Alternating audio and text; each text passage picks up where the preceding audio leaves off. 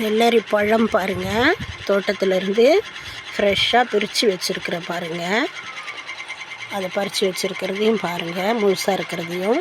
வெள்ளரி பழம், வெள்ளரி பிஞ்சு, வெள்ளரி பழம் முழுசு. இதை பாருங்கள், விதைங்க எந்த மாடலில் இருக்குது பாருங்கள், எப்படி இருக்குன்னு பாருங்கள். தெரியாதவங்களுக்காக வேண்டி தான் வீடியோ போடுறது, தெரிஞ்சவங்களுக்காக கிடையாது. பாருங்கள், ஏன்னா இது இந்த வெள்ளரி பழம் முக்கால்வாசி தமிழ்நாட்டில் தான் கிடைக்கும்.